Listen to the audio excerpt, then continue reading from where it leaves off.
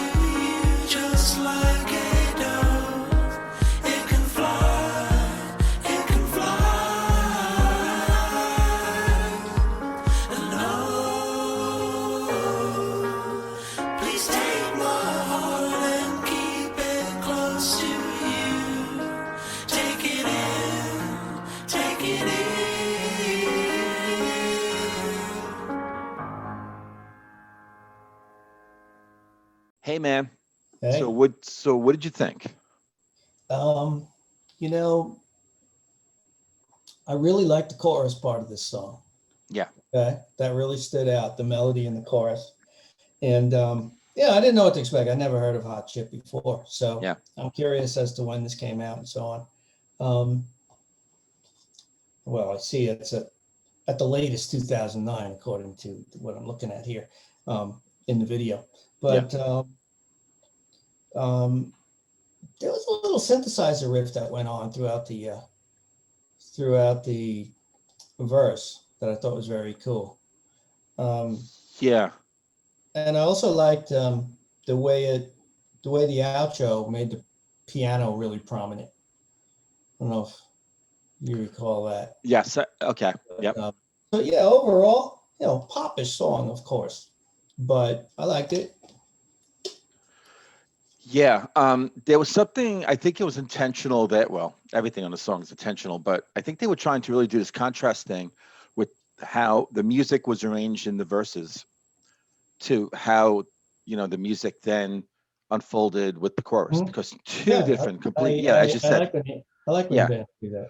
Yeah. There was, there was something a little sort of, uh, unnerving, or that's another word for it, but there was something that was just sort of off, with how the music kind of was constructed with the verses. There's something with the piano, and the synth. There was just something off there, I and didn't I think they were notice. going for that though. I think, well, also the voice too, the vocals. There was When like you say off, what do you mean? Like some dissonance or something, or no. something? I think that again, when I compare it to the chorus, I guess, but yeah, I don't know, because when it started to folding, it was a very kind of I don't know what to make of it. It was a very it was kind of unique, and there it was kind of a dark. It was sort of a heaviness, to the way the music was during the verses. Mhm, Okay, as he's singing, the main part of the song, but then it gets to the chorus, and all of a sudden it just like it changes completely.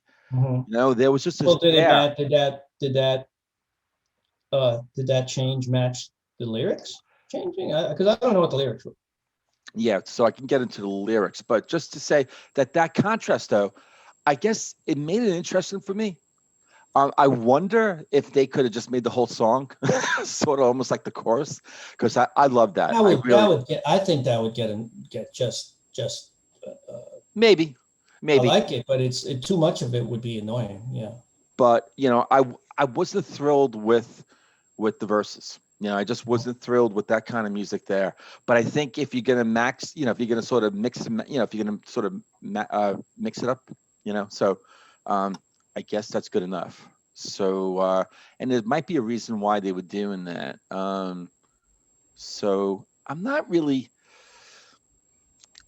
sure if this is kind of like sort of literal, what we should be taking here, especially verse 2. But verse 1 is, the wheel of fortune stops at 6 o'clock, so what am I to do until midnight? An hourglass may grab my attention, but I am in no need of affection.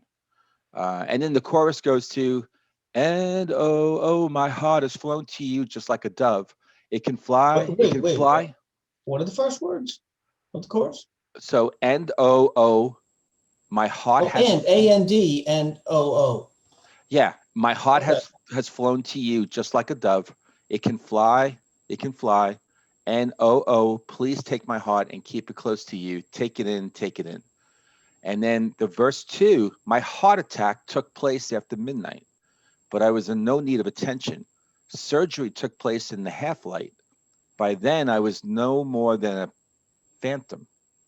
And then it goes back to the chorus, my heart has flown to you just like a dove. It could fly, it could fly. So it So wasn't a heart attack. It was his heart actually flying out to her. right, right. I thought I was making a joke. Really? Oh, I don't know. Well, that's the When he says thing. my Like, heart attack, is is that what he? he's talking about? Yeah, but I don't know. That's I why. thought I That's was why I'm saying. joking. That's why I was questioning whether or not I should really take it literal. I don't know. Because he says Yeah. then the last line in verse 2.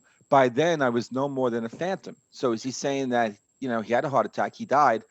his spirit is lifting up and now his heart Oh, is going to his love. That's a very deep thing. But I got to tell you, though, the way the verses are sung and that music supporting it, it's very somber. There's like a heaviness that I actually detected, and then when he sings the chorus about the heart flying, to her, just like a dove, it's just like the light switch just went on, and just everything is just light and moving and floating, just moving. Yeah. So I'm sure it's intentional.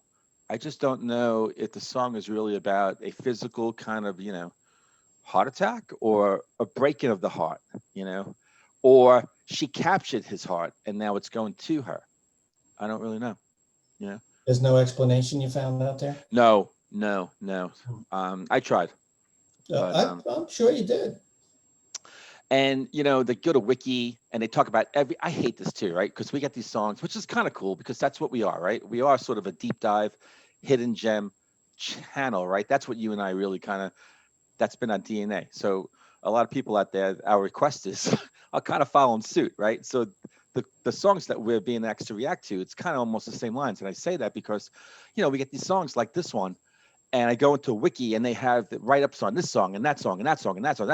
But then when it's like, But except for the obscure take it ones. in, it's like, tell me Right. about Take It In, Right. Yeah. Right. And there's nothing about Take It In. So anyway, yeah. So let me just give you a little bit of information.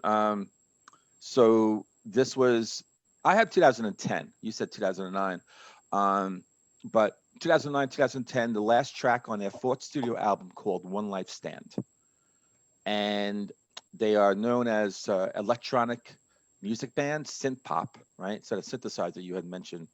They formed in 2000 in London, and they've got a bunch of multi-instrumentalists, including Alexis Taylor, who's the vocals, the lead vocalist. And Alexis described the album from which the song is on as the most warm and soulful sounding record we've made. That's a quote. And at least up until that point, they had put 3 albums out. This one is their 4th, and they put out 7 total, with the most recent one in 2019, which is called A Bath Full of Ecstasy. That's a really interesting title for an album. It's a lot of drugs. Yeah, a lot of drugs. A lot of ecstasy in that bathtub. All right, so I'll take us out and say, Chris, you have a good rest of the night. And to everyone out there, thank you for watching this reaction video. And if you liked it, hit the like button, and hit all those other good buttons that Chris always talks about. And we'll see every one of you in the next episode of Into the Music. See ya.